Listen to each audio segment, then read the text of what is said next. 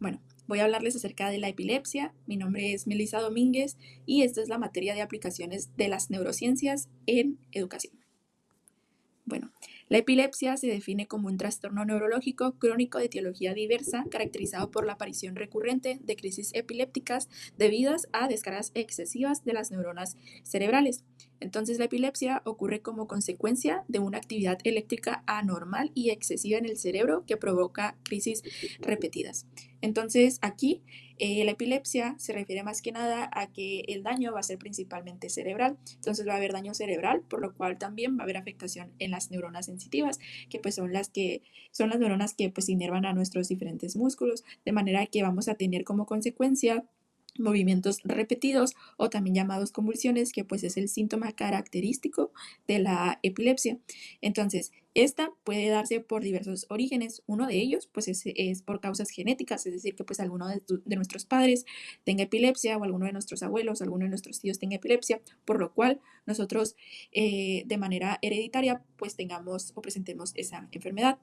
Por otro lado, está la epilepsia sintomática, que pues estas son más que nada secundarias a un daño o alteración en el sistema nervioso central, es decir, que pues tal vez hayamos tenido pues alguna lesión cráneoencefálica, por lo cual pues haya o se presente daño en el cerebro y pues se comience a presentar la enfermedad de epilepsia.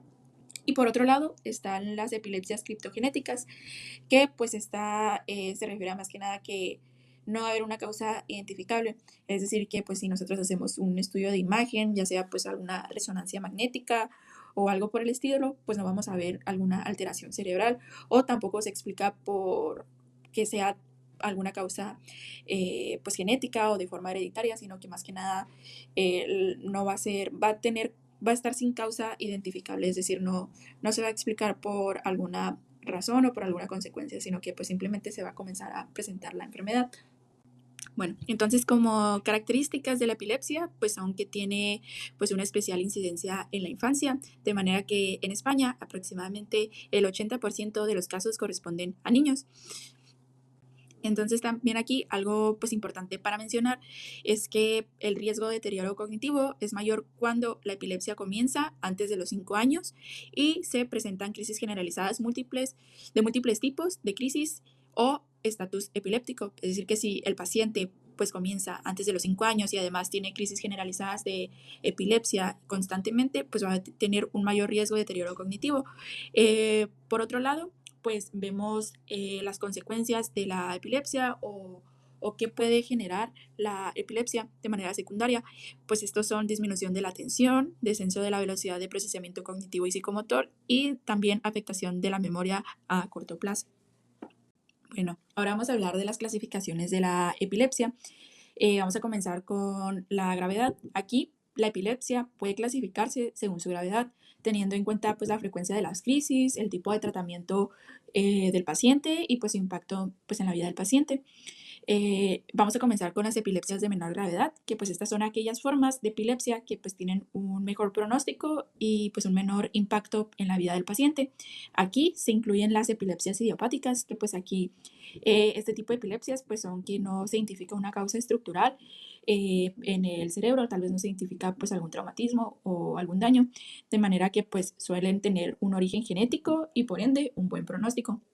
Por otro lado, están las crisis bien controladas, que pues aquí quiere decir que las convulsiones son poco frecuentes o desaparecen con el tratamiento.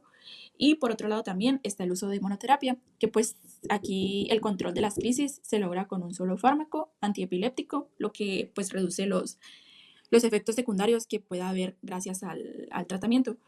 Eh, por otro lado, están las epilepsias de gravedad moderada, que aquí se presentan mayor pues complejidad clínica y pues pueden afectar más la calidad de vida.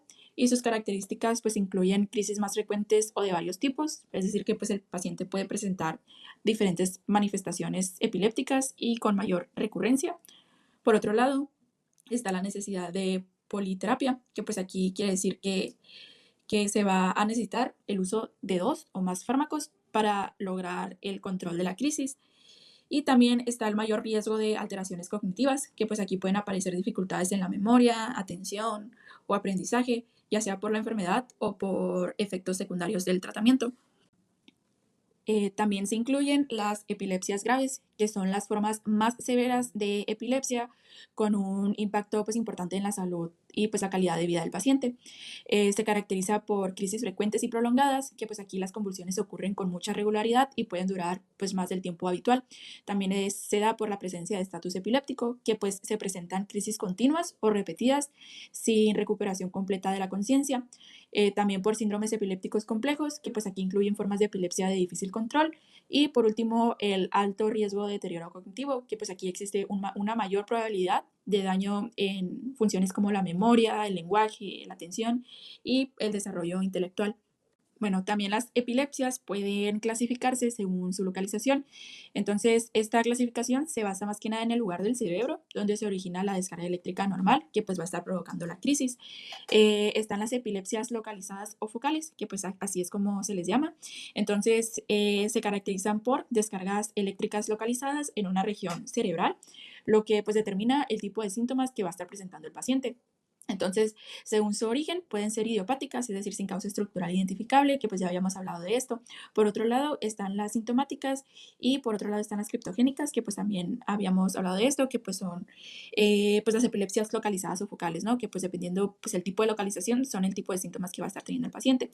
Entonces, las principales localizaciones pues son el lóbulo temporal, el lóbulo frontal, el lóbulo parietal y el lóbulo occipital, que pues aquí pongamos un ejemplo, si el paciente tiene pues un tipo de epilepsia focal en el lóbulo occipital, pues los síntomas van a predominar más que nada, pues van a ser visuales, el paciente pues va a ver luces o destellos y pues va a tener una pérdida visual transitoria. Bueno, y por otro lado están las epilepsias generalizadas, que pues estas suelen afectar a ambos hemisferios cerebrales desde el inicio de la crisis sin un foco localizado. Esto pues tiene un mayor riesgo de deterioro cognitivo, especialmente cuando las crisis son frecuentes o comienzan a edades tempranas.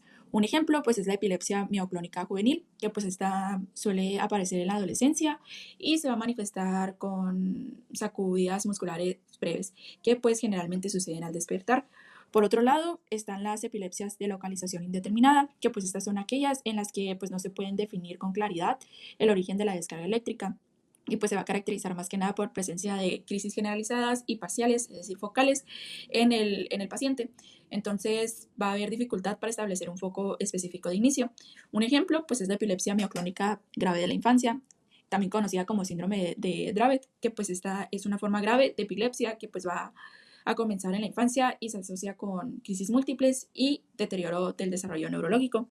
Y aquí en la imagen, para darnos un poquito pues de idea cómo es que se presentan este tipo de epilepsias, tenemos pues las que son de manera generalizada y las que son focales. Las que son generalizadas, pues el daño va a estar en diferentes partes del cerebro, es decir, en diferentes lóbulos, y las que son focales, pues van a estar en un solo lóbulo cerebral, de manera que pues esto también caracteriza, como ya mencioné, los signos y síntomas que van a haber.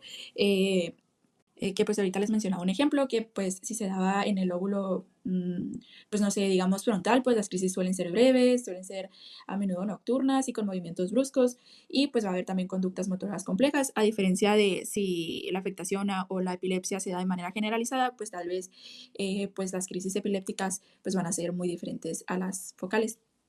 Bueno, ahora cómo es que la epilepsia genera afectaciones en el aprendizaje.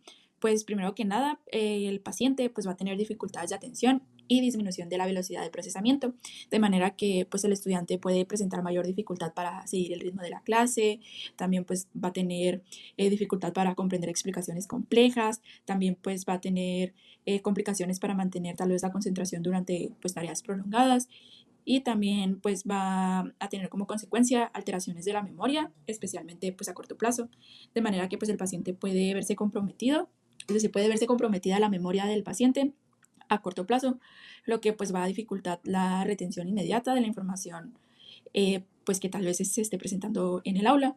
Entonces, esto va a tener consecuencias en la adquisición de nuevos aprendizajes, en la comprensión lectora, en la resolución de problemas y en la consolidación de contenidos. Bueno, Ahora, ¿qué se considera o qué consideramos lo más importante a entender de esta etiología? Bueno, la epilepsia es una condición neurológica muy diversa que, pues, como ya lo mencionamos, puede clasificarse según su gravedad y, pues, la localización cerebral, cuyo impacto, pues, va a variar muchísimo de persona a persona.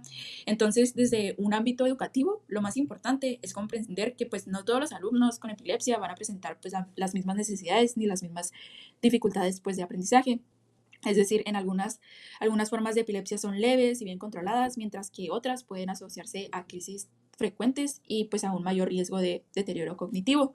Entonces, por todas estas características, la escuela pues juega un papel pues muy fundamental en la educación pues del paciente, ¿no? No solo pues en la atención académica, sino también pues en la inclusión, la seguridad y pues el bienestar emocional del alumno. Es decir, que pues las escuelas deberían considerar tener una actitud pues más flexible y comprensiva para pues los pacientes con epilepsia y pues esto para favorecer el aprendizaje y participación plena del alumno con epilepsia, evitando pues los estigmas y promoviendo la igualdad de oportunidades.